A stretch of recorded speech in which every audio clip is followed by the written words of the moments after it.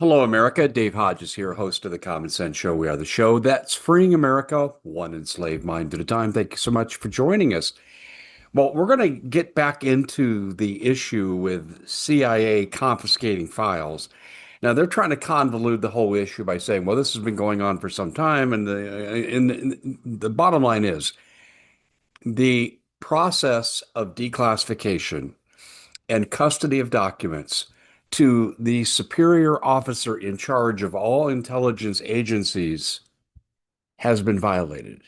The domestic prohibition of the CIA operating on American soil has been violated. And the CIA doesn't even deny this. I mean, this is facts and evidence now. But this goes even further. And I'm going to get back into this today with a series. And it's something that, if I can brag for a second, I'm highly qualified to speak on, because it brings in elements of the Kennedy assassination I'm very, very familiar with involving the CIA. It'll show you a couple of things that we're going to unveil. It'll show you, number one, that the CIA has a lot to hide. It'll show you, number two, the methods they use to keep people quiet. We're going to talk about that briefly before we launch into the series, because I need to set the baseline. And this is going to be a series. And by the way, I dedicate this series to the memory of my late friend and colleague, Jim Marrs, best researcher I've ever known. And Jim, this one's for you, buddy. And a lot of the stuff I'm going to be presenting you was stuff that Jim discovered. He was the best JFK assassination expert ever, but he also got in other areas. Now, I think the modern day version of Jim is Jim DiEugenio, who's also testified before Congress. And we've had Jim on the show 4 times. Both men, fantastic. But anyway, to my friend Jim Marrs, the late Jim Marrs, thanks for all you've done. We're brought to you by the Nanosoma product line. And you know what they've done for me? I really credit this product with saving my life, at least preserving a life worth living. And it started with this immune system booster with an anosoma liquid gel. It doesn't cure anything, but what it does do, it lengthens telomeres, enhances vitamin C, vitamin D production, and the end result is an immune system that's supercharged, and that does the work. This brought me back from strep lung linings with RSV with negative prognosis from good, highly qualified doctors. And today, I'm the best version of myself I ever thought I could be. I've improved. The second product to look at here is the Nanosoma Gel. You rub it on the afflicted areas as you get more energy, more strength. You want to work out. You want to do everyday average household duties, but that knee's not cooperating, the shoulder hurts, elbow impingement. There's all kinds of issues. Rub the gel on. It creates pluripotent stem cell development, and you'll start to see relief. Now, how long does it take? I can't tell you that. For me, it took 6 to 8 weeks. It varies on a lot of different factors and it's complicated. So I'm just going to say this. If you're diligent in applying it, at least once a day to the affected areas, you are going to see relief. It comes in differential rates. The third product is the skin cream, which gets into cuts and burns and healing. And you've seen me use that when I had a cut that probably needed stitches, not probably did need stitches. And I said, well, we're going to try and see how this works. 2 weeks later, completely healed, no scar. Pretty amazing stuff. Together, this is the 3 pack. It's 15% off retail right now. You can get it by going to, ready? I want myhealthback.com/Dave Hodges. I want myhealthback.com/Dave Hodges. Um, my father, for good reason, when he was doing work that ran into conflict with the CIA, with his intelligence agency, he hated the CIA. He said the CIA would sell their mother down the river. Now, as I said yesterday, there's the good part of the CIA, average men and women who go to work every day and carry out their duties on behalf of their nation. Many of them risk their lives. They've given their lives, and they should be honored. But there is a strong undercurrent element of deep state CIA, and it's the deep state of the deep state that is loyal to nothing but themselves. They only regulate themselves, and there's nothing they won't do to preserve their mission. Whatever that mission is, they determine they want to serve or serve some benefactor that's funding them. And they President Kennedy said this very clearly. After the Bay of Pigs fiasco, he said, we need to break the CIA into 1,000 pieces and scatter the pieces to the winds. He was right. And we should be doing that. And notice I'm not saying that about all federal government. I don't believe that at all.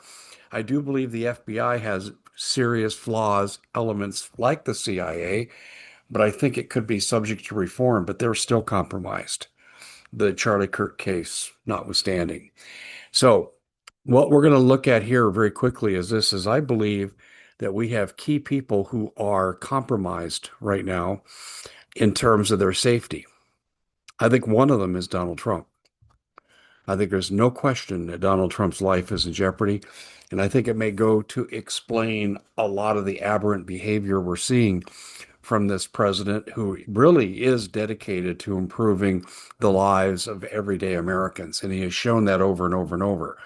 He turns people off by being brash and abrasive and sometimes just downright insensitive.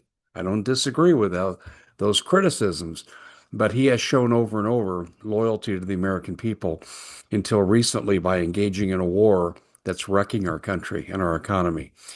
And I think he feels trapped, and I think he's trying to enlist Chinese help. He denies it, but I don't trust me. That's his number one mission right now in China, how to get them to help him with Iran and not give up Taiwan. Now, he's not the only one who's in danger. Tulsi Gabbard is in danger because she's the keeper of the secrets. And she's much like in a position that Dorothy Kilgallen was in back in the 1960s. And we're going to spend some time talking about Dorothy Kilgallen today. I've done two pieces on her in the past, but I haven't gotten into the depth that I'm going to today. And we're going to blow the lid off the Dorothy Kilgallen CIA case because I believe Tulsi Gabbard, I believe Tucker Carlson, Joe Kent, remember the former head of counterterrorism, the deputy director to Tulsi Gabbard, the head of National Intelligence, DNI, they're all in danger right now. And I'm saying that straightforwardly, no hyperbole, no sensationalism intended. But when you look at the history of the CIA, when it comes to things like MK Ultra and in particular the Kennedy assassination, people don't swim upstream very long against them without suffering serious consequences. And we're going to, like I said, use Dorothy Kilgallen and some of her associates as a point to be made. Now,